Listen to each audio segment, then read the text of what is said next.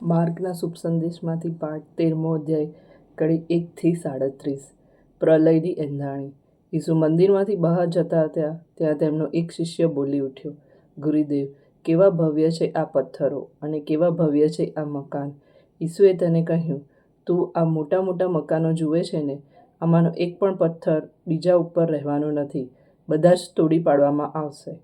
ઈસુ મંદિરની સામે જૈતૂન પર્વત ઉપર બેઠા હતા ત્યાં પીતર, યાકોબ, યોહાન અને આંદ્રિયાએ તેમને ખાનગીમાં પૂછ્યું, અમને કહો કે આ બધું ક્યારે બનશે અને આ બધું બનવાની તૈયારી છે એની એંધાણી શી હશે? ત્યારે ઈસુએ તેમને કહેવા માંડ્યું, જોજો, કોઈ તમને ભરમાવે નહીં, કારણ મારું નામ ધારણ કરીને ઘણા આવશે અને કહેશે, હું જ તે છું, અને ઘણાને ભરમાવશે. જ્યારે તમે નજીકના યુદ્ધનો કોલાહલ અને દૂરના યુદ્ધના સમાચાર સાંભળો ત્યારે ગભરાશો નહીં. એવું તો બધું બનવાનું જ, પણ એ કંઈ અંત નથી. પ્રજા વિરુદ્ધ પ્રજા અને રાજ્ય વિરુદ્ધ રાજ્ય યુદ્ધે ચડશે.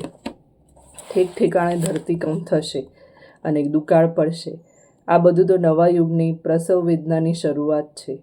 ખ્યાલમાં રાખજો, તમને અદાલતોને હવાલે કરશે, સભાગૃહોમાં તમને ફટકા પડશે, મારે ખાતર તમને સુબાઓ અને રાજાઓ સમક્ષ ખડા કરશે, જેથી તમે એમની આગળ મારા ઉપરની શ્રદ્ધાનો એકરાર કરી શકો.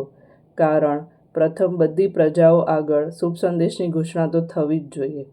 એટલે જ્યારે તમને અદાલતને સોંપી લઈ જતા હોય ત્યારે તમારે શું કહેવું એની આગળથી ચિંતા કરશો નહીં, પણ જ્યારે સમય આવે ત્યારે તમને સુઝાડવામાં આવશે તે કહેજો. કારણ તે વખતે બોલનાર તમે નહીં હો, પણ પવિત્ર આત્મા હશે.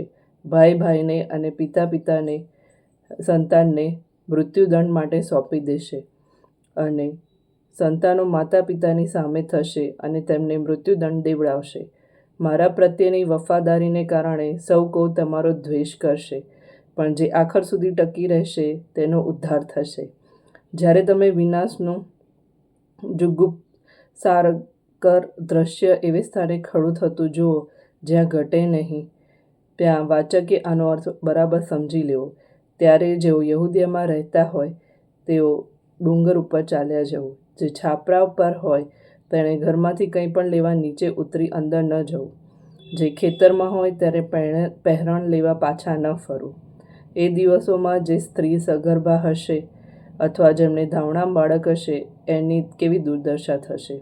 ઈશ્વરને પ્રાર્થના કરો કે શિયાળામાં આ ન આવે, કારણ ઈશ્વરની રચેલી સૃષ્ટિના પ્રારંભથી માંડીને આજ સુધીમાં કદી ન પડી હોય અને હવે પછી કદી પડશે નહીં એવી વિપત્તિનો એ કાળ થશે. ઈશ્વરે જો એ કાળને ટૂંકાવ્યો ન હોત તો કોઈ જ બચવા પામત નહીં, પણ પોતાના વરેલાઓને ખાતર એ કાળને ઈશ્વરે ટૂંકાવેલો છે. તે વખતે જો કંઈ તમને કહે કે જો આ રહ્યા ખ્રિસ્ત, અથવા એમ કહે કે પેલા રહ્યા ખ્રિસ્ત, તો માનશો નહીં. ખોટા ખ્રિસ્ત અને ખોટા પૈગંબરો જાગશે અને સંભવિત હોય તો ઈશ્વરના વરેલાઓને પણ ભરમાવવા માટે પરચા અને ચમત્કારો કરી બતાવશે. પણ તમે સાવધાન રહેજો, મેં તમને પહેલેથી બધી વાતે ચેતવ્યા છે. માનવ પુત્રનું આગમન. એ દિવસોમાં તે વિપત્તિ પછી સૂરજ અંધકારમય બની જશે, ચંદ્ર પ્રકાશ તો અટકી જશે, તારાઓ આકાશમાંથી ખરી પડશે અને ગગનમંડળના નક્ષત્રો ચડાયમાન થશે. અને પછી લોકો માનવ પુત્રને મહાસામર્થ્ય અને મહિમા સાથે વાદળા ઉપર આરૂઢ થઈને આવતો જોશે, અને તે ક્ષિતિજના આ છેડાથી પેલા છેડા સુધીની ચારે દિશામાંથી પોતાના વરેલાઓને ભેગા કરવા માટે દેવદૂતોને મોકલશે. અંજીરના ઝાડ પાસેથી પાઠ શીખો. એની ડાળીઓ કોમળ થાય છે અને પાન ફૂટવા માંડે છે એટલે તમે સમજી જાઓ છો કે વસંત નજીક આવી છે. એ જ રીતે જ્યારે તમે આ બધું બનતું જુઓ ત્યારે સમજજો કે તમે તે નજીક જ છે, બલકે બારણે આવી ચૂક્યો છે. હું તમને ખાતરીથી કહું છું કે આ પેઢી પૂરી થાય તે પહેલાં આ બધું બનશે. આબ અને ધરતી ભલે લોપ પામે, પણ મારા વચન કદી મિથ્યા નહીં થાય. પણ એ દિવસની ને ઘડીની કોઈને ખબર નથી, નથી દેવદૂતોને ખબર કે નથી માનવ પુત્રને, એક પરમ પિતાને છે. જાગતા રહેજો, જોજો, જાગતા રહેજો.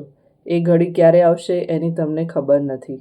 જેમ કોઈ માણસ પરગામ જાય ત્યારે ઘર છોડતી વખતે નોકરોને વહીવટ સોંપી જાય છે, દરેકને પોતપોતાનું કામ ભાળવી જાય છે, અને દરવાનને જાગતા રહેવાનું કહી જાય છે. તેવું આ છે. એટલે તમે જાગતા રહેજો, કારણ ઘરનો માલિક ક્યારે આવશે એની તમને ખબર નથી. સાંજે આવે કે મધરાતે આવે, કુકડો બોલતા આવે કે વહેલી સવારમાં આવે. નહીં તો કદાચ તે અચાનક આવી પડશે અને તમે ઊંઘતા હશો. અને હું તમને કહું છું તે જ સૌને કહું છું, જાગતા રહેજો. આ પ્રભુની વાણી છે, તે આપણો આધાર છે.